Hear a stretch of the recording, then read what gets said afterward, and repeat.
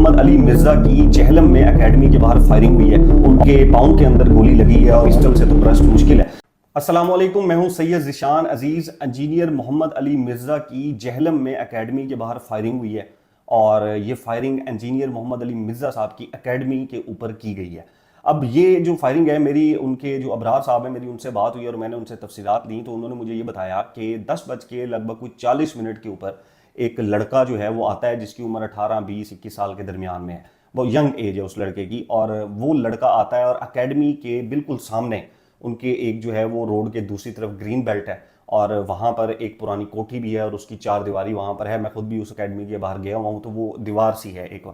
उन्होंने कहा जी वो वहाँ पर आता है और वहाँ पर आकर जो ग्रीन बेल्ट है उसके ऊपर लेट जाता है और ग्रीन बेल्ट के ऊपर लेटने के बाद वो जो एकेडमी का दरवाज़ा है उसके ऊपर अंधाधुंध फायरिंग कर देता है। और उन्होंने मुझे ये बताया कि उसने पहले एक ब्रस्ट मारा और फिर पिस्टल भी उसके पास था। उसके पास दो वेपन थे। मैंने उनसे ये भी पूछा, मैंने कहा पिस्टल से तो ब्रस्ट मुश्किल है, तो उन्होंने कहा नहीं, हमें ये लगता है कि दो उसके पास वेपन्स थे। एक उसने पहले जो है वो ब्रस्ट मारा है, गोलियों की बौछार की है, और उसके बाद जो है वो उसने पिस्टल से भी फायरिंग की है। अब ये जो उसने अंधाधुंध फायरिंग की, ये उसने जो अकेडमी का उनका दरवाज़ा है उसके ऊपर की है।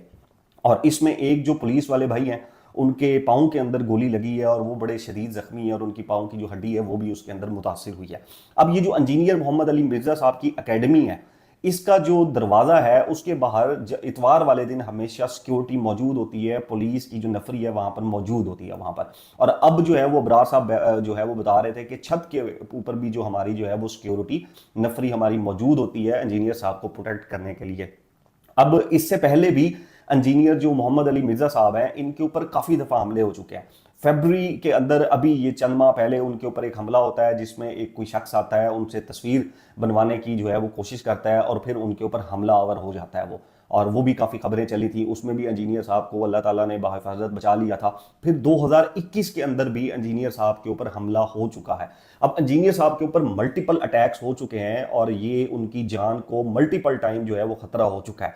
अब ये जो शख्स है, इसके बारे में मैंने अबरार साहब से पूछा, मैंने कहा ये क्या सिचुएशन क्या लगती है, तो मेरी जो उनसे बात हुई वो इस तरह की सिचुएशन है कि ये शख्स जो है वो मुबैना तौर पर ये इंजीनियर मोहम्मद अली मिर्जा साहब के ऊपर हमला करना चाहता था, उनको नुकसान पहुंचाना चाहता था। लेकिन ये जब आया होगा, इसने ये देखा कि बाहर पुलिस की सिक्योरिटी मौजूद है और पुलिस की नफरी बाहर मौजूद है, ऊपर भी पुलिस की नफरी मौजूद है। जाहिर है इसने इधर उधर काफ़ी टाइम इसने देखा होगा कि शायद पुलिस की नफरी अब चली जाए, शायद अब चली जाए। और 10 बज के 40 मिनट जो है वो ऐसा टाइम है कि जब लोग मिर्ज़ा साहब की क्लास लेने आ रहे होते हैं, उनका जो लेक्चर है वो सुनने आ रहे होते हैं, और ये सिर्फ संडे वाले दिन आते हैं।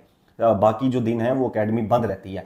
अब 8 बजे से ये रश जो है वो सुबह 8 बजे से भी गालबन पहले से ये रश शुरू हो जाता है और लोग लगातार आते रहते हैं। जिस दिन मैं इंटरव्यू देने गया था उस दिन लोग 12 बजे तक वहाँ पर बड़ी तादाद वहाँ पर मौजूद थी और लोग उनका जो लेक्चर है सुनने वो आ रहे थे।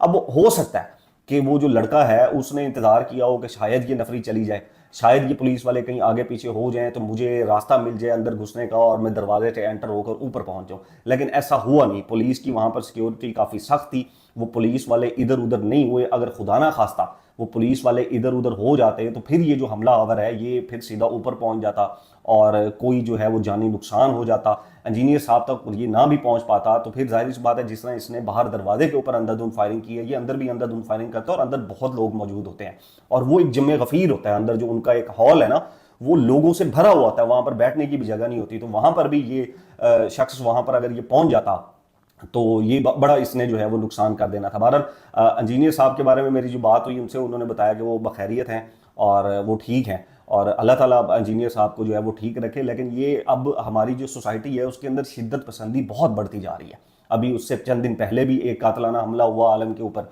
और इंजीनियर साहब के ऊपर भी ये मल्टीपल अटैक्स हो चुके हैं। अभी फरवरी के बाद ये अभी 2 मंथ मुश्किल से गुजरे हैं और दोबारा उनके ऊपर जो है वो ये अटैक हुआ। और इस दफ़ा ये जो अटैक है ये खौफनाक किस्म का अटैक है। ये कोई मामूली अटैक नहीं है कि एक लड़का 18 से 21 साल की उम्र का आता है और वो आकर अंधाधुंध फायरिंग जो है वो शुरू कर देता है वहाँ पर पुलिस वालों को देख के और कोशिश करता है कि अंदर मैं किसी तरीके से इनको मार के चला जाऊं, या पहले इंतजार करता है कि किसी तरीके से कोई मेरी बात बन जाए और मैं जाकर वहाँ पर नुकसान पहुँचा दूँ। बहरहाल ये पुलिस को भी ये क्रेडिट जाता है कि वो वहाँ पर जो नफरी मौजूद थी वो बड़ी जो है वो वहाँ पर एक्टिव थी। वो कोई लेजी नफरी नहीं थी जिस तरह होते हैं पुलिस वाले, कभी इधर चले गए कभी उधर चले गए, लेकिन ऐसा नहीं था। वो वहाँ पर मौजूद थे और लोगों की चेकिंग भी हो रही थी, सब कुछ हो रहा था, जिस वजह से वो शख्स अंदर नहीं जा सका। और आज पाकिस्तान के अंदर जो है वो जेहलम की तरफ से कोई बड़ा सानिया होने से बच गया और इसका क्रेडिट बिलाशुबा पुलिस को जाता है। और इंजीनियर साहब की भी जो है वो अल्लाह ताला ने उम्र जो है वो लंबी रखी है, अल्लाह ताला उनको मजीद उनकी लंबी जो है वो उम्र रखे और उनको जो है वो हिफाजत रखे। ये एक इंसिडेंट हुआ है जो मैंने आपके सामने रख दिया, इसकी मजीद तफसीलात अभी आएंगी कि वो लड़का कौन था। अबरार साहब कहते हैं कि शक्ल से कोई अफगानी टाइप का वो लग रहा था, और बाकी तो अभी पुलिस जो है वो तफ्तीश करेगी इसके ऊपर, और फिर मामला जो है वो सामने आ जाएंगे कि ये आखिर है कौन, कहाँ से ये आया था, किसने इसको भेजा था और इसके पर कौन कौन से इसके पास जो है वो वेपन थे।